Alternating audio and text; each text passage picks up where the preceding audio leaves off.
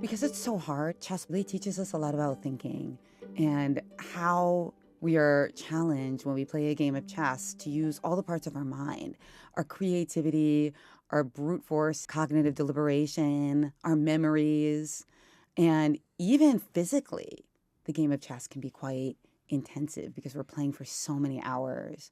So I think that really helps us understand how we think in everyday life. And finally, I also think that the way that chess is played these days gives us such an interesting insight into AI and where we're going with it. That is one of the reasons why chess has really tantalized researchers for so long. A game of chess is typically divided into 3 sections. You can tell how expert I am at this, but this is I learned this: the opening, the middle game, and the end game. We're going to play a chess game. I know the rules, Jennifer. You might need to be a bit gentle with me. Okay, well, I played another game today and it lasted 4 moves, so I have a feeling you're going to beat that 4 record. moves. Yes. 4 moves. Was it with somebody who's has never played chess before? The opening is the stage of the game that is most psychological. I would say it's most like poker in a way, because you're trying to pick an opening and there's lots of good ones. And that's one of the reasons chess is a great game, because there is this diversity of strategies that work. That's one of the ways they judge whether a game is good. If there's only one good strategy, and then it becomes very boring because everybody plays the same way. So that's one great thing about chess. And then you have to guess what strategy your opponent is going to play, and you have to guess what they are guessing about what you're going to play, and try to trick them into something they don't know as well. I'm going to make this move. Okay. All right. Can I move 2? You can move 2. Sure. I'm going to move it there, though. You can move 2. Now that is okay. Do you want? I'll give you my opinion. Okay. Give your opinions. Yeah. So yeah, this is quite a bad move, in fact. And the reason tell me what you think. It's one of the worst moves actually that you could pick, which is amazing because there's not that many possibilities. At least right? I've got to some superlative, right? So there's 20 possibilities. You could play all of these pawns forward, 1 or 2, and then the knights can go either They can jump over h6 or f6 or a6 or c6. So you might have played the worst of all 20, which is kind of amazing. Go on then. Show me why this is the worst. Well, let me show you why it's the worst. Okay, because in the game of chess, one of your goals in the beginning of the game is to get your king safe, right? And it's very difficult to do that when your pawn goes forward here because you're like opening up an heir on your king. I see. So that is why it's a bad move. I see. Whereas if you'd done this, it's not nearly as bad because your queen is actually quite powerful. So you might be able to use that later. I see. Okay, what am I doing next? What are you going to do? You're going to move. I think you're going to move your bishop next, or your queen, and therefore I can't go in either direction. What if I moved this one here? Yeah, that's a good move. Okay, so you recovered from making the worst move possible to making quite a good move because now your king's a little bit more covered up. Now, if you wanted to make the worst move again, sure. Can you tell me what that is? This is just a quiz question. I'm not going to hold you to it. I think the worst move. Which one is kind of close to defending your king, and you really need it now that you've moved this one forward? This one. Yes. Yeah, okay. So fine. Where would you play it though? 1 or 2? Remember, you're looking for the worst move. Maybe here, the 1. 1 actually covers yourself up a little bit. Oh, okay, I see, because that stops you. Yes, exactly. Yeah, I see. So you'd move it 2, and then that would be completely out the way. Yeah, and then I would have checkmate, actually. You would have checkmate. That would be checkmate. So this is a variation of the fool's mate. Now, you didn't actually do this. We didn't this. do that. Can I go back? Yes, you can go back. But I think it's interesting because, it's kind of a type of game, knowing what the worst moves are. Because it's hard to know what the best moves are if you don't know what the worst ones are. So did I make my move good. here? You did play here. That's pretty good, actually. Okay. I approve. Okay, so you've done that, and so then my third move would be, shall I move a knight out as well? Yeah, move a knight out. Why don't I do this? Why don't I move this knight out here? Lovely. I'm flying a bit blind here. When you're playing a game, you get into a flow state, and this is when you don't necessarily need to think about every single thing in the prefrontal cortex. You're not calculating stuff. You're just kind of playing by feel. And this, of course, is a state of mind that is applicable to lots of people who are just able to do work without necessarily having to think about all the actions, and a kind of a muscle memory, I guess. And that comes from, as you say, recognizing patterns. So you're not thinking, oh, I must move the rook in that way. It's just, I have seen this before. My brain's seen this before, and it can move to make my hand do the right thing. Exactly. Although pattern recognition alone is good enough to beat people who are much weaker than you, but you will hit a wall. So what you really want to do is you want to kind of combine your gut feeling, your heart and your brain. And then you can reach the highest level possible. So you're combining the pattern recognition with the ability to dig deep when you need to, kind of along the lines of Kahneman's System 1 and System 2, where you're digging into your intuition when it's a position that requires that. And then in the moments where you have to break the pattern, and then you go for it. And you really think hard and you use that kind of decision tree framework where you lay out all your options and you analyze each branch of the tree and then evaluate. So you just mentioned Daniel Kahneman there, the great psychologist. System 1, System 2 thinking. Just help me define what those are. Well, in System 1, it's more unconscious and it's pattern recognition, it's intuition. And then System 2, we're deliberating and we're really trying to do that brute force thinking that makes us sweat. In a simultaneous exhibition, for instance, when a chess player plays 20 people at once, we're doing almost no System 2 thinking. It's all System 1. And when we're playing against another master, a grandmaster, we're using both. We're using both, actually, but a lot of System 2. I'm going to move this piece forward. Okay. So you've now given me an opportunity to further open up the position, which could be risky. Let's see what happens. It could be risky, or it might not be. And not only that, I took a pawn. What if I took this piece? Okay, I'm going to take. So you see, I got 2 and you only got 1. So that's why this was not advantageous. Not a great move. Not advantageous for you now. What if I do this? Okay, so now you're attacking my knight.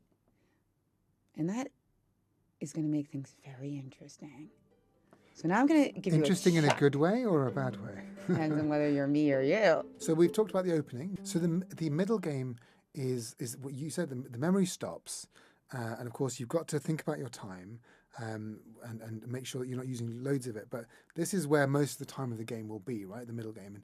And you write about how the middle game is where no two games are the same. There's no sets of moves here. It's not like an opening you can remember, which may be the same as a game you've done before. But this is completely open. And part of it is because of the number of decisions that can be made, right? The number of chess pieces there are on the board, it's not actually that many, but actually the options are near infinite, which means that the number of games that one can play is there was some stat that I think I read about how there's more different types of chess game that can be played than there are atoms in the universe. I mean, that kind of is bonkers if you think about it. But in the middle game, what are you thinking about? You're trying to visualize. You're trying to create a picture in your mind of the chessboard. And that's why it can be difficult for grown-ups to excel in chess, because it's so much like a language. So you have to let go of words. That's key. And then grown-ups can excel just as much as children. But you really have to picture the pieces moving in your head. That is what we're doing when we create those decision trees. Those bishops and knights and rooks are actually moving in our head, and we're creating a picture on each fork of that decision tree. So do you have like a multi-dimensional chess game going on in your head that's just flows of moves? Exactly. So you're looking at all those and you're picking the one where the outcome seems to be most probably strongest. And you don't do that at every move, though. Sometimes, if you were to do that every single move, you would run out of time. So you do have to be a little bit conscious of when is it a critical moment? When is it time to think hard? And I think this is a great corollary for life, too. Because, some people will be thinking about a decision that's quite trivial, like, they sign off on an email. But then they'll run out of time for much more important tasks for the rest of the day. Right? Yeah, that's me, by the way. I do that. I spend a lot of time on the less important things, and then I run out of time for everything else. Yeah, exactly. And it happens to chess players too. And we have to learn to discipline ourselves. In fact, we have a saying called the wrong rook problem. That's like an example of my best regards. It's okay. Which rook should you move to the center of the board? It's actually oftentimes not that important because both of them are good moves. And it's this idea that if you have done a lot of information gathering and you've determined that at the end of your decision tree, 2 moves are relatively equal, then you have to trust yourself and say that because they're both good, then I can't really make a huge mistake. So instead of spending more time on this decision, make a move, choose a rook, and go on to the next decision. Okay, well, I have to move my king, so I can't move it there. So I have to move it to here. Well, the knight would be covering that square, but you can move it to this other square, the e7 square. There's no numbers and letters. Chess players have it all memorized. Like we have all the squares memorized in our head, like a memory palace. But I'm gonna yes, put it here. that is the only move. That's the only legal move right now. And now, let's see. I have a couple good moves here. Which one should I make? You got a couple of good moves. Yeah. Well, I can actually. Yeah. I'll take this piece. Oh yes, of course. So I'll take your knight off. That was a good move. But then I can do this. Yes, you can. You sure can. So now you've recaptured my piece. But I feel like you might be trapping And me now I'm going to slightly. do what I do when I play against a child or a new player, not just children. It could be a grown-up like yourself. And I'm going to say, okay, now pretend that you're me. What would you do as white? We could actually turn it around. Because now I want you to see if you can find the checkmate. Can you find the checkmate? Can you checkmate yourself? I love the fact you're treating me like a child playing this. It's exactly the right thing to do. My move, how do I get you into checkmate? Is that what you're saying? Exactly. And that's a great observation about how I'm treating you like a child. But actually, that's good. Because if you want to get better at something as a grown-up like chess, treating yourself as a child, as somebody who doesn't know anything and is open to everything, is the way to learn. I mean, there's only one move, right? It's this to go here. And that's checkmate, right? That is mate because the queen is protected by the knight. And you can't go away because of this pawn. And That damn pawn. I it's should have moved it. I should have moved it. Yeah, or maybe if you'd moved it 2 instead of 1, then you could like escape like that. All right, look. Your king could escape. It's better than 4 moves, Jennifer. And you weren't just like letting me off there, surely, as well. Maybe 1 or 2 moves. No, definitely not. No, I tried to win as quickly as possible. All right, well, absolutely, look, 100%. Thank you for being kind and generous about this. Can we talk about computers now? Yeah. And how they've really changed the game of chess. In your lifetime, we've seen computers and computer programs getting very good at chess, but also being used, chess being used as an inspiration to develop even better computers. And let me tell you what I mean. So, in the 1990s, Garry Kasparov, the great chess player, was beaten by IBM's Deep Blue. Big moment, right? A big moment in chess. What is it like to have lived through this sort of revolution of computers becoming so good at this game? Bizarrely enough, I feel like it's weirdly comforting. Because, of course, there's this widespread panic about AI and what's going to happen to the economy. But I feel like chess is giving me a lesson that you can't predict what's going to happen. So you might as well just kind of keep doing what you can to protect yourself and to improve and to enjoy your life.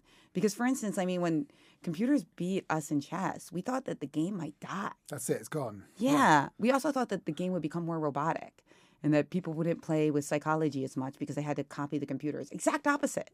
Like AlphaZero came along, people were playing much more psychologically and really thinking about the human element of the game. Is there a difference in the way that, let's say, Deep Blue or AlphaZero approach chess compared to how humans approach chess?